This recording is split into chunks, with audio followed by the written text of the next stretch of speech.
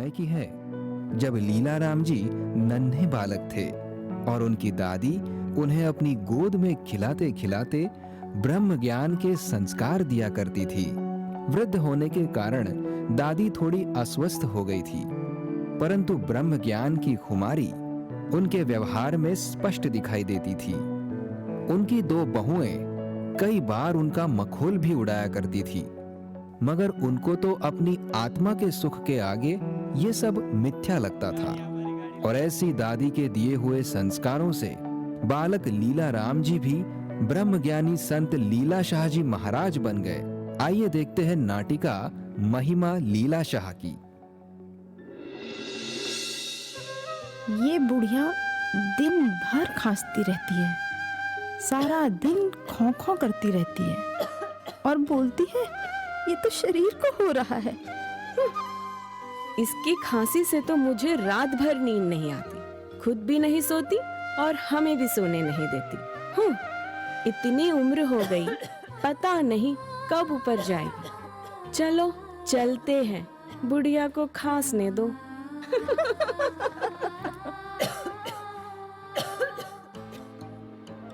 लीला, ये बहुएं कहती है मैं बूढ़ी हो गई हूँ, सारा दिन खांसती रहती हूँ, पता नहीं कब मरूंगी। दिन भर बस मेरा मजाक उड़ाती रहती है। लेकिन मैं सच बताओ बेटा, खांसता है तो ये शरीर खांसता है, मैं नहीं खांसती। और ये जो मजाक उड़ाती है वो इस शरीर का मजाक उड़ाती है, मेरा कोई मजाक नहीं उड़ा सकता। और मेरी कभी मौत भी नहीं होती, मरेगा तो ये शरीर मरेगा।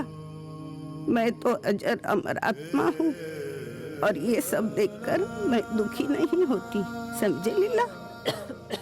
और ऐसे ही लीला तू भी अजर अमर आत्मा है, परमात्मा का स्वरूप है, सच्चित आनंद रूप है।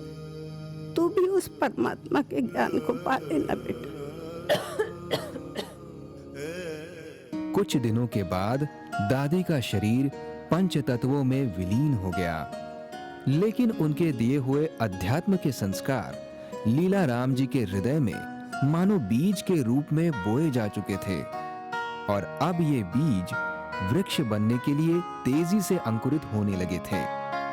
भगवान अपने प्यारे भक्तों को अपनी ओर मोड़ने के लिए कई बार विघ्न बाधाएं देकर भी संसार की असारता का भान करवा देते हैं। दादी का शरीर शांत होने के कुछ ही वर्ष बाद लीलाराम जी के सिर से उनकी माता और फिर पिता का भी साया उठ गया। 10 वर्ष के लीलाराम जी की देखरेख अब उनके चाचा चाची करने लगे। समय बदलने लगा। लीलाराम जी अब बड़े हो गए थे। वे अपनी बुआ के बेटे लखुमल की दुकान पर काम करने के लिए जाने लगे। एक दिन उनके साथ भगवान ने ऐसा चमत्कार किया जो कल्पना से भी परे था। लीला, ओ लीला, अरे लीला उठो भाई, भूल गए क्या? आज सोमवार है, तुम्हें दुकान का सामान लेने जाना है। ये लो पैसे और ये रही सामान की सूची।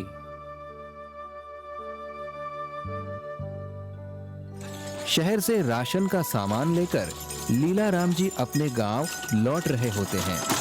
अचानक रास्ते में अकाल पीड़ित भूखे लोग गाड़ी में आटा, दाल, चावल आदि देखकर उन्हें घेर लेते हैं। ए बाबूजी, थोड़ी दया करो, बहुत दिन के भूखे हैं, थोड़ा खाने का सामान दे दो, भगवान तुम्हारा भला करेगा। अन्नदाता, अकाल के कारण हमारे बीवी बच्चे भूखे प्यासे बिलख रहे हैं, भगवान के लिए हमारी सहायता करो। हे भगवान, मैं क्या करूं? ये सामान तो भाई की दुकान का है। क्या सोच रहे हैं बाबूजी? भूखे को थोड़ा अनाज दे दो, ऊपर वाला तुम्हारे भंडार सदा भरे रखेगा। अकाल पीड़ित लोगों की ऐसी करुण पुकार सुनकर लीलाराम जी का हृदय पसीज जाता है और वे सोचने लगते हैं, इस अनाज और राशन को भाई की दुकान पर ले जाऊंगा तो वहाँ भी तो मनुष्य ही खरीद कर ले जाएंगे। ये मेरे सामने भी तो मनुष्य ही खड़े हैं। इन भूखे गरीब लोगों में तो भगवान ही बैठा है। इनके रूप में भी तो भगवान ही खाकर तृप्त होंगे। ठीक है, आप चिंता ना कीजिए, सभी पंक्ति में खड़े हो जाइए, बारी बारी से सबको मिलेगा। भगवान तुम्हारा भला करे। वाह भाई वाह, इस बालक के रूप में देखो भगवान ने हमारी पुकार सुन ली। जय हो। भगवान तुम्हारा मंगल करे बेटा। देखते ही देखते लीला राम जी ने बैलगाड़ी में भरे राशन के सभी बोरे भूखे लोगों में बांटकर खाली कर दिए। उनके मन में अकाल पीड़ित लोगों को तृप्त करने का ईश्वरीय आनंद तो आ रहा था, मगर घर पर जाकर भाई को क्या जवाब दूंगा, इस डर से उनका मन सहमा भी जा रहा था। लीला राम जी भय से कांपते थरथराते हुए गांव में पहुंचते हैं और खाली बोरों को गोदाम में रखकर घर पहुंच जाते हैं। घर के एक कोने में सहमे हुए बैठे लीला के साथ वही हुआ जिसका उन्हें डर लग रहा था। लीला, अरे लीला, कहाँ हो? अरे यहाँ इस तरह दुबक कर क्यों बैठे हो? माल ले आए क्या? हाँ, कहाँ है? गोदाम में। अच्छा ठीक है, तुम थक गए होगे, जाओ आराम कर लो। सामान का हिसाब कल कर लेंगे। तुम्हारी तबीयत तो ठीक है ना? हाँ। अरे ये कैसे जवाब दे रहे हो? सब ठीक तो है ना? अगले दिन लीला राम जी दुकान पर नहीं जाते हैं। वो जानते थे कि भाई लखुमल जब खाली बोरे देखेंगे तो उनके साथ क्या होने वाला है। लीला, क्या हुआ? अभी तक सोए हुए हो? अरे तुम्हें तो बुखार है। लगता है कल की यात्रा से तुम्हें बुखार आ गया है। चलो कोई बात नहीं, आज तुम आराम करो। दुकान पर मैं अकेले ही चला जाता हूँ और राशन का हिसाब भी देख लूंगा। हे भगवान, अब आप ही मेरे रक्षक हो। करण खरावन हार स्वामी, आप ही सब करते हो। आपने ही भूखे लोगों को अनाज बांटने की प्रेरणा दी थी। अब आप ही मेरी रक्षा करो भगवान। शाम को लखुमल घर वापस आते हैं। लीला, ओ लीला, कैसी तबीयत है अभी? तुम तो बहुत बढ़िया माल लेकर आए हो, मानना पड़ेगा तुमको। अच्छा, माल? कौन सा माल? लगता है अब मुझे कान पकड़ कर मारेंगे। मुझसे गलती हो गई भैया। अरे लीला, कोई गलती नहीं हुई है। मुझे लगता था कि व्यापारी तुम्हें कहीं ठग ना लें, ज्यादा कीमत पर घटिया माल ना पकड़ा दें। लेकिन सारी की सारी चीजें बढ़िया हैं। पैसे तो कम नहीं पड़े लीला। नहीं, पैसे भी पूरे हो गए और माल भी पूरा हो गया। हैं? ये क्या बोल रहे हो लीला? माल कैसे पूरा हो गया? बुखार कहीं तुम्हारे दिमाग में तो नहीं चढ़ गया है? चलो मैं तुम्हें माल दिखाता हूं। ये देखो लीला, तुम कितना बढ़िया सामान लाए, अपनी आंखों से देखो। लीला राम जी भी देखकर हैरान रह जाते हैं कि सभी खाली बोरे माल सामान से कैसे भर गए। उनका हृदय भाव विभोर हो उठता है और वे गदगद हो उठते हैं और भगवान के प्रति कृतज्ञता से भर जाते हैं। हे भगवान, आप कितने दयालु हैं, कितने कृपालु हैं। जिस परमात्मा ने ये खाली बोरे भर दिए, गोदाम में बाहर से ताला होने पर भी अंदर रखे खाली बोरों को भर देने की जिसमें शक्ति है, अब मैं उसी परमात्मा को खोजूंगा, उसके अस्तित्व को जान कर रहूंगा, उसी परमेश्वर को पाकर रहूंगा। इस प्रकार लीला राम जी के हृदय में ईश्वर प्राप्ति की तड़प दिन प्रतिदिन बढ़ती चली जाती है। एक थका हारा शिकारी जीवा लीला राम जी के पास आता है। भाई जी, मेरे बच्चे भूख से तड़प रहे हैं। थोड़ा सा अनाज दे दोगे तो आपकी बड़ी कृपा होगी। उठो भाई, तुम परेशान मत हो। भूख से अंदर धसी हुई आंखें तुम्हारी दयाजनक स्थिति का संकेत दे रही है। तुम रुको, मैं अभी तुम्हें अनाज दे देता हूँ। लीला राम जी जीवा को आधा बोरा अनाज दे देते हैं। जीवा अनाज लेकर प्रसन्न हो जाता है और अनाज लेकर एक दूसरी दुकान पर जाता है। भाई जी, इस अनाज में से थोड़ा सा लेकर बदले में मुझे थोड़ा राशन दे दो। अरे जीवा, इस अकाल में तुझे अनाज कहाँ से मिला? यह अनाज मुझे लीला राम जी ने बड़ी उदारता से दिया है। वे बड़े ही दयालु है। मुझे लखूमल को बताना पड़ेगा कि वो लीला राम का हिसाब ठीक से जांच करे। लीजिए भैया, ये आज के पैसों का हिसाब है। पैसे तो ज्यादा हैं लीला, पहले के किसी के पैसे लेने देने तो बाकी नहीं थे ना? किसी का भी आगे पीछे का कोई हिसाब बाकी नहीं है भैया। अब मैं जाऊं? हाँ, तुम जाओ। लखूमल, क्या तुम जानते हो कि यहाँ तुम्हारी पीठ पीछे क्या चल रहा है? तुम्हारा वो लीला अपनी दान वृत्ति से तुम्हें पूरा दिवालिया बना देगा। उससे जरा संभल कर रहना। जिस किसी को अनाज बांटता फिरता है, जरा हिसाब किताब ठीक से लिया करो उससे। कहीं ऐसा ना हो कि लेने के देने पड़ जाएं। देखो भाई, मैं खुद जांच किए बिना कुछ नहीं कह सकता। मैं तुम्हारे भले के लिए कह रहा हूँ, आगे जैसी तुम्हारी मर्जी हो। दूसरे दिन जब लीलाराम जी सामान खरीदने जाते हैं, तब लखूमल भी चुपके से उनके पीछे पीछे चल देते हैं। वापस लौटते समय गरीब गुरबों को देखकर लीलाराम जी उनमें अनाज बांटने लगते हैं। लखूमल इस सारे घटनाक्रम को अपनी आंखों से देख रहे होते हैं। लीला की गरीबों के प्रति दयालुता को देखकर लखूमल बहुत प्रभावित हो जाते हैं, मगर उनके मन में एक सवाल खड़ा हो जाता है कि अगर लीला गरीबों में अनाज बांटता है तो गोदाम में अनाज कैसे पूरा हो जाता है। लो भैया, आज का हिसाब सामान गोदाम में रख दिया है। लखूमल रास्ते में बांटे गए अनाज की बात से एकदम अनजान होकर लीलाराम जी से सारा हिसाब ले लेते हैं और फिर गोदाम में जाते हैं। अरे, पैसे तो बराबर है और सामान भी पूरा है, कहीं कोई चीज कम नहीं, कोई घाटा नहीं। लेकिन मेरी आंखों के सामने तो लीला ने गरीबों में राशन बांटा था, फिर भी ये पूरा का पूरा है।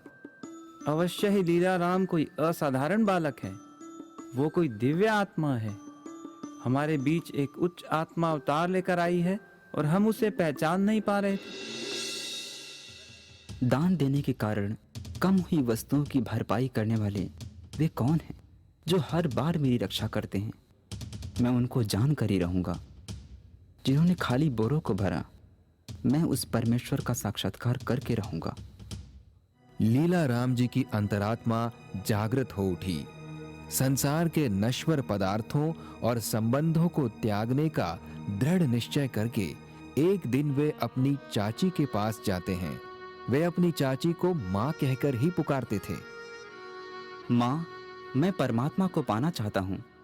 उस परमात्मा की प्राप्ति के लिए मुझे घर छोड़कर जाने की तीव्र इच्छा हो रही है। आप मुझे जाने की आज्ञा दीजिए माँ। नहीं लीला, तुम इस घर का एकमात्र कुल दीपक हो और तुम ही साधु बन जाओगे तो इस घर का क्या होगा, हमारा क्या होगा?